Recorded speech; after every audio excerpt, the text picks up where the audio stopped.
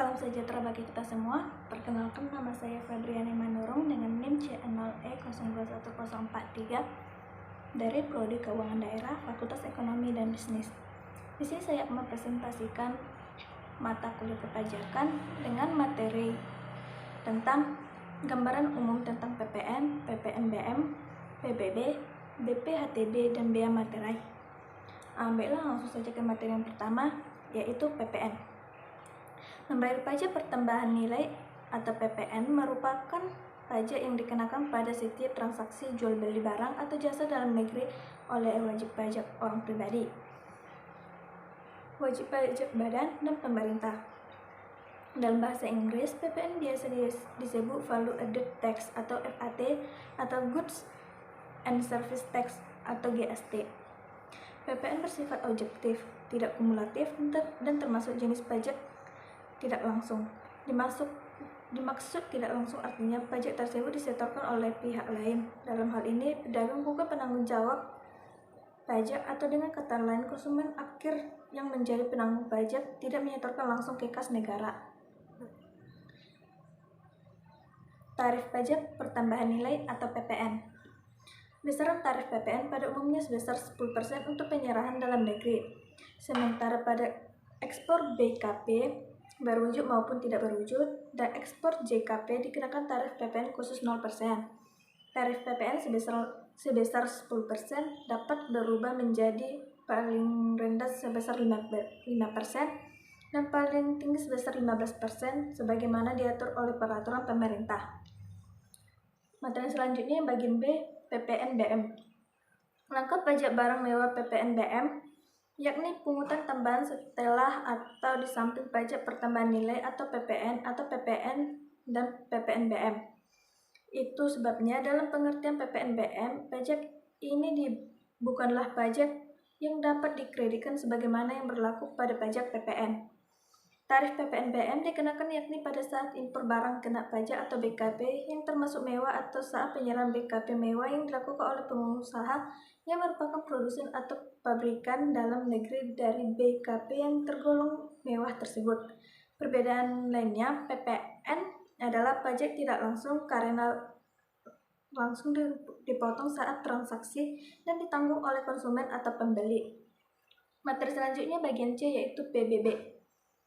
Pajak bumi dan bangunan adalah pungutan atas tanah dan bangunan yang muncul karena adanya keuntungan dan atau kedudukan sosial ekonomi bagi seseorang atau badan yang memiliki suatu hak atasnya atau memperoleh manfaat daripadanya. Jika dilihat dari sifatnya, pajak bumi dan bangunan merupakan pajak yang bersifat kebendaan. Artinya, besaran pajak yang terutang ditentukan dari keadaan objek, yaitu bumi dan atau bangunan, sedangkan keadaan subjeknya tidak ikut menentukan besarnya barang. Materi selanjutnya bagian D, yaitu BPHTB. Tarif bea perolehan hak atas tanah dan bangunan atau disingkat BPHTB adalah salah satu jenis pajak yang harus dibayarkan membeli rumah maupun properti lainnya. Dalam Undang-Undang Nomor 21 Tahun 1997 tentang bea perolehan hak atas tanah dan bangunan sebagaimana telah diubah dengan Undang-Undang Nomor 20 Tahun 2000, pemberian hak pengelolaan merupakan objek pajak.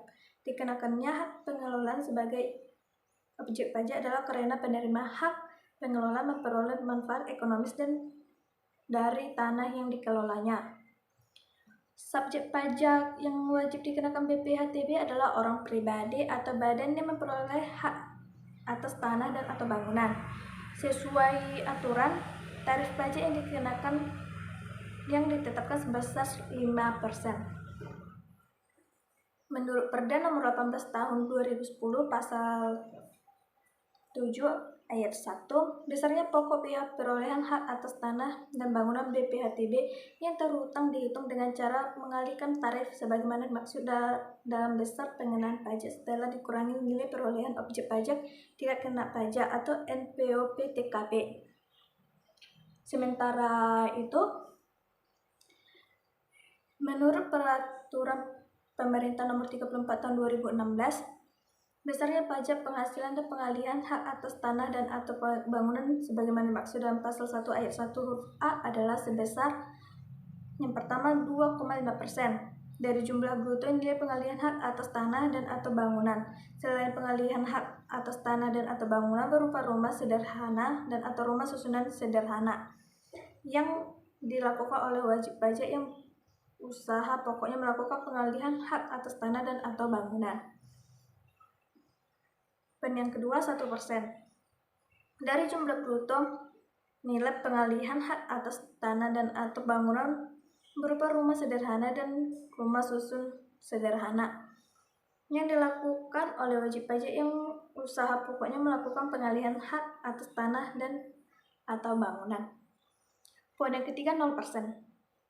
Atau pengalihan hak atas tanah dan atau bangunan kepala pemerintah, badan usaha milik negara yang mendapat penugasan khusus dari pemerintah, dan atau usaha milik daerah yang mendapat penugasan khusus dari kepala daerah, sebagaimana dimaksud dalam undang-undang yang mengatur mengenai pengadaan tanah bagi pembangunan untuk kepentingan umum.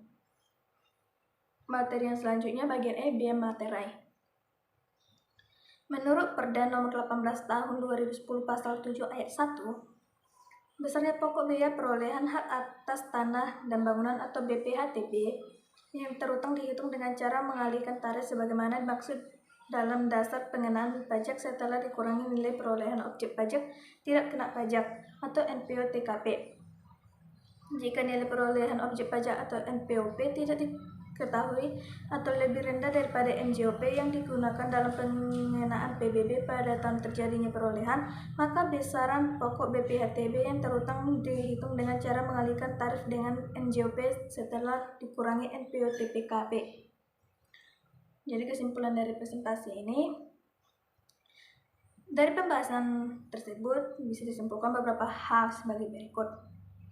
Yang pertama, membayar pajak pertambahan nilai atau PPN merupakan pajak yang dikenakan pada setiap transaksi jual beli barang atau jasa dalam negeri oleh wajib pajak orang pribadi, wajib pajak badan, dan pemerintah. Dalam bahasa Inggrisnya, PPN biasa disebut Value Added Tax atau VAT atau Goods and Service Tax atau GST. Yang kedua, langkah pajak barang mewah PPNBM yakni pungutan tambahan setelah atau di samping pajak pertambahan nilai atau PPN atau PPN dan PPNBM.